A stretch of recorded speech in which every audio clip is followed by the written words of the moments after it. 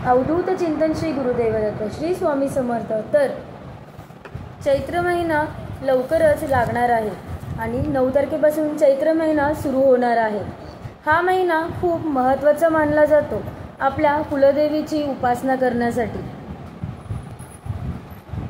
आता आपण जेव्हा कुळाचार करत असतो, म्हणजे खरं तर तुम्हाला माहिती आहे की एकूण 4 नवरात्र असतात। 2 जे असतात ते गुप्त असतात आणि एक शारदीय नवरात्र आणि दुसरा म्हणजे चैत्र नवरात्र।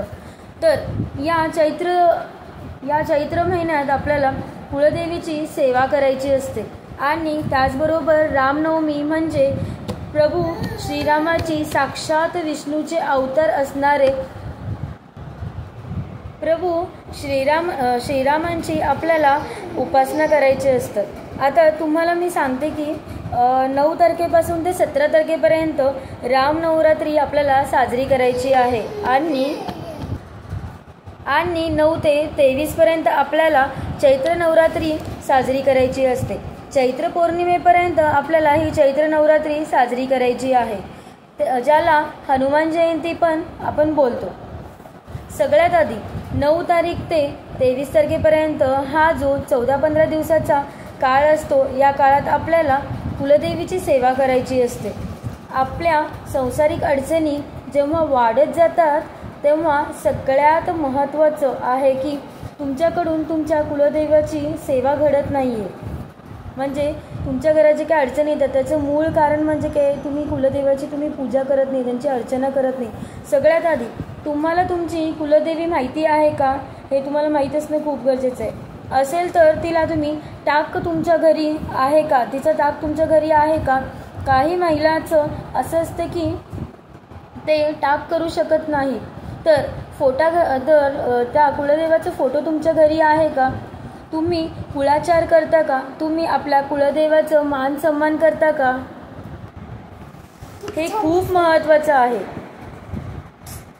बोलू नको सिद्धी, हे खूप महत्त्वाचं आहे। जेव्हा संसारिक अडचणी येतात, दवाखाना किंवा वारंवार आपल्याला दवाखान्याला जावं लागतं, तर तेव्हा सगळं करतो, मग आपण काय करतो, कोणत्या तरी स्वामींकडे जातो किंवा का बरं होतं हे सगळं आपण त्या स्वामींना गुरुजींना ते विचारतो आपण। तर गुरुजी मग आपल्याला म्हणतात की नाही तुमच्याकडून कुलदेवाची सेवा घडत नाही आहे, असं ते आपल्याला बोलतात। तर आपल्या कुलदेवीची सेवा करणं हे आपलं प्रथम कर्तव्य आहे। तर गुरूंची सेवा एखाद्या वेळेस तुम्ही नंतर करा, पण सगळ्यात पहिल्यांदा तुम्ही कुलदेवाची सेवा केली पाहिजे। तर 9 ते 23 तारखेपर्यंत आपण आपल्या कुलदेवाची सेवा करणार आहोत। तर आपण 17 ते 23 तारखेपर्यंत आपण कुलदेवाची सेवा करणार आहोत। तर हे 14-15 दिवस आपल्याला मांसाहार वर्ज्य करायचे आहे। शारदीय नवरात्रामध्ये आपण जे नियम पाळले जातो तेच नियम तुम्हाला चैत्र नवरात्रामध्ये तुम्हाला पाळायचे आहेत। तर घरात मांसाहार ॲटलिस्ट 14-15 दिवस घरात मांसाहार करू नका। तर जर तुम्ही म्हणत असेल की नाही आमच्या घरात कसं मांसाहार करावंच लागतं किंवा तुम्ही स्वतः करता, तर जर तुम्ही एकदा तुमच्या घरी बोलून बघा की नाही का 14-15 दिवस असं मी कुलदेवीची मी सेवा करणार आहे, तर असं मांसाहार नाही केला तर चालेल का। जर ठीक बोलत असेल तर चांगलीच गोष्ट आहे, जर तरी असं बोलत असेल की काही जणांचं कसं तेवढं विश्वास नसतं तर ते बोलतात नाही का नाही असं कुठं असतं का, तर काही जणांना कसं चालतच नाही मांसाहार नसलं तर असं असेल तर जे करतात त्यांना करू द्या, पण तुम्ही सेवा करा, तुम्ही मांसाहार करू नका। आणि अजून एक, जर मी जे काही आता सेवा सांगणार आहे ते तुम्ही संकल्पयुक्त करणार असेल तर तुम्हाला ब्रह्मचर्य पाळावं लागेल। कांदा लसणाचं वगैरे असं काही नाही आहे पथ्य वगैरे, मग तुम्हाला ब्रह्मचर्य पाळावं लागेल। अजून एक आहे, तुम्हाला परान्न वर्ज्य करायचे आहे या काळामध्ये, किंवा परान्न वर्ज्य केल्याने पण खूप काही दोष लागतात आपल्याला। आणि काय होतं कधी कधी कार्यक्रम येतात किंवा लग्न प्रसंग येतं की तिथे खावंच लागतं, तर खाण्याच्या अगोदर तुम्ही 3 वेळा गायत्री मंत्र म्हणा, त्यानंतर तुम्ही जेवण करू शकता। शक्यतो तुम्ही बाहेरचं परान्न अन्न जे काही आहे ते खाणं तुम्ही टाळाच। तर चैत्र पक्ष प्रतिपदा म्हणजेच गुढीपाडवा, नवीन वर्षाची सुरुवात, आपल्या मराठी नवीन वर्षाची सुरुवात झालेली असणार आहे। या 9 ते 17 तारखेपर्यंत आपल्याला रामरक्षाचं पठण करायचं आहे. म्हणजेच 17 एप्रिल 2024ला रामनवमी आहे. आपल्याला रामनवमी या 9 दिवसात सगळ्यात उच्च कोटीची सेवा रामरक्षाचं पठण आपल्याला करायचं आहे. रामरक्षा खूप प्रभावी आहे. मुलं हट्टी आहेत, तापट आहेत किंवा खूप जिद्द करतात, आमचं अजिबात ऐकत नाही, तर त्यांच्यासाठी ही सेवा आहे. तर कोणती सेवा करावी? तर सेवा काय आहे ते मी तुम्हाला सांगते. तुमच्या मुलाच्या डोक्यावर तुम्हाला असं हात ठेवायचा आहे आणि तुम्हाला रामरक्षाचं तुम्हाला पठण करायचं आहे. तर या 9 दिवसात किती होईल तेवढं तुम्ही रामरक्षाचं पठण करा. तर या 9 दिवसात तुम्ही 11 वेळा पण तुम्ही याचं पठण करू शकता. 11 वेळा, 9 वेळा, 5 वेळा किंवा अगदी तुम्ही 1 वेळा देखील आपल्या रामरक्षाचं तुम्ही पठण करू शकता. मी तर म्हणते की या 9 दिवसामध्ये तुम्हाला जितकं होईल तेवढं तुम्ही रामरक्षाचं पठण करा. ठीक आहे. तर पुढचं जे 11 वेळा पठण करणार आहेत रामरक्षा स्तोत्र, त्यांनी कसं करायचं हे ऐकून घ्या. तर 11 ओवी, त्याच्यामध्ये टोटल किती रामरक्षामध्ये पूर्ण म्हणजे 11 ओवी आहेत आणि त्याच्यानंतर तुम्हाला फलश्रुती देखील त्याच्यामध्ये आहे. त्यानंतर तर तुम्ही ज्यांना रामरक्षाचं 11 वेळा पठण करायचं आहे त्यांनी पहिले 10 दिवस म्हणजे जे काही पहिले 10 नाही तर रोज तुम्हाला 1 ते 10 एका दिवशी तुम्ही 11 वेळा तुम्ही पठण करणार आहे. तर पहिले 10 वेळा तुम्हाला 1 ते 10 ओवींचं पठण करायचं आहे आणि शेवटचे जे 11वं तुम्ही रामरक्षा वाचणार आहे तो तुम्हाला पूर्ण म्हणजे 1 ते 11 ओवी तुम्हाला पूर्ण पठण करायचं आहे. तुम्हाला कळालं असणार आहे. म्हणजे तुम्ही दिवसाला 11 वेळा तुम्ही जर रामरक्षा म्हणणार असेल तर त्यातलं 10 वेळा तुम्हाला 1 ते 10 ओवीच तुम्हाला म्हणायचे आहेत आणि 11व्या वेळा जेव्हा तुम्ही रामरक्षाचं पठण करा तेव्हा तुम्हाला संपूर्ण 1 ते 11 ओवीचं पठण करायचं आहे. ज्यांना रोज 5 वेळा रामरक्षाचं पठण करायचं आहे त्यांनी 4 वेळा 1 ते 10 ओवींचं पठण करायचं आणि 5व्या दिवशी पूर्ण पठण करायचं म्हणजे 1 ते 11 ओवींचं पूर्ण पठण करायचं आणि सोबत तुम्हाला फलश्रुती देखील तुम्हाला बोलायची आहे. म्हणजे पूर्णच तुम्हाला वाचायचं आणि फलश्रुती पण तुम्हाला त्याच्यामध्ये पठण करायचं आहे. आणि जे एकदा वाचणार आहेत त्यांना तर सगळंच वाचावं लागेल. म्हणजे 1 ते 11 ओवींचं पठण करायचं आणि त्यानंतर फलश्रुतीचं देखील तुम्हाला पठण करायचं आहे. आता हे झालं रामनवमीबद्दल जी मी तुम्हाला काय सेवा करायची. आता मी सांगते की चैत्र नवरात्र जी आहे ही 15 दिवसाची सेवा. तुम्हाला काय सेवा करायची आहे हे मी तुम्हाला सांगणार आहे. ह्या 15 दिवसात तुम्हाला दुर्गा सप्तशतीचं पाठ तुम्हाला करायचं आहे. ज्यांना मुलं बाळं होत नाहीत, ज्यांचं लग्न जमत नाही आहे किंवा नोकरी त्यांना चांगली भेटत नाही आहे किंवा नवरा बायकोचं पटत नाही, घरात खूप वाद होतात किंवा असंख्य असे प्रॉब्लेम असतात आपल्या आयुष्यामध्ये, जर ते वारंवार जर होत असेल तर असं होतं असेल तर कुलदेवी रागवली आहे किंवा तुमच्यावर प्रसन्न नाही असं म्हणायला काही हरकत नाही. तर चैत्र नवरात्र या 15 दिवसात आपल्याला दुर्गा सप्तशतीचे पाठ तुम्हाला करायचे आहेत. तर या 15 दिवसात तुम्हाला दुर्गा सप्तशतीचे 14 पाठ तुम्हाला करायचे आहेत. आता तुम्ही म्हणणार 14च करू का?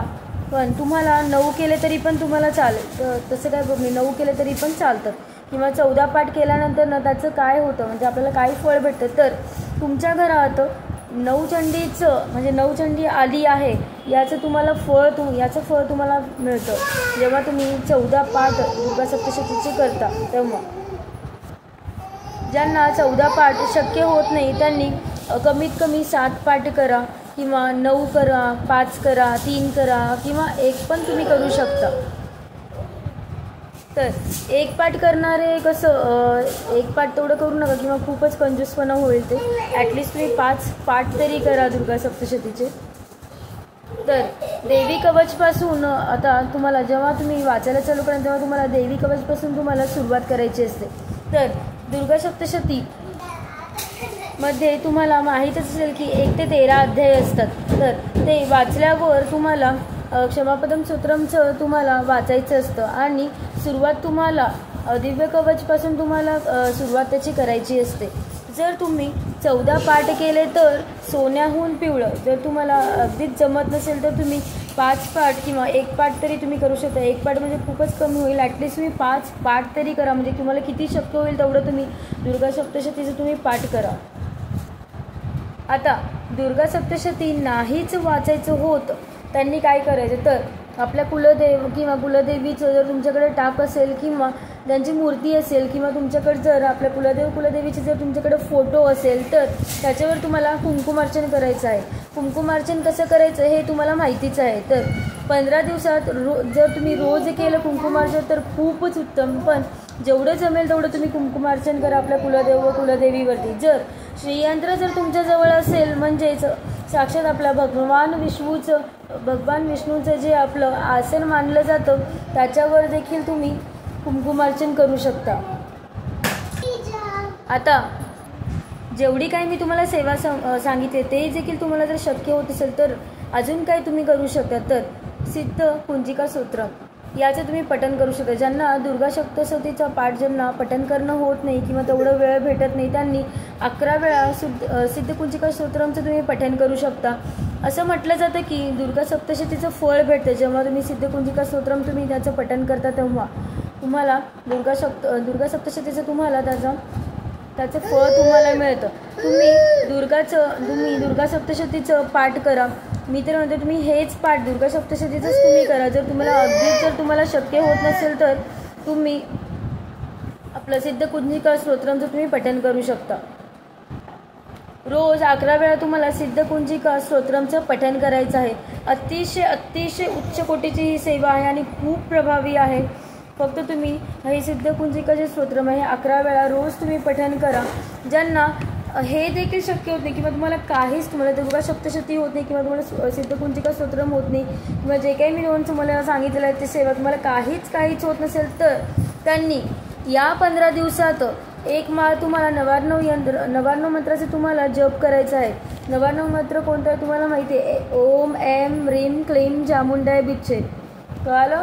ओम ऐं ह्रीं क्लीं चामुंडाय बिच्छे ह्याचं तुम्हाला पठण करायचं आहे. म्हणजेच रोज 11 माळ तुम्हाला याचे जपायचे. म्हणजे हे माळ जपत तुम्हाला रोज हे नवार्णव मंत्र तुम्हाला म्हणायचं आहे. तर ज्यांना शक्य होत नाही त्यांनी 1 माळ देखील ते जपू शकता. पण जर 11 माळ जर तुम्ही गेले तर खूप चांगली सेवा होईल. तुम्ही रोज 11 माळ जर तुम्ही नवार्णव मंत्राचे जर तुम्ही केले तर नाही शक्य झालं तर 1 माळ तरी तुम्ही करा.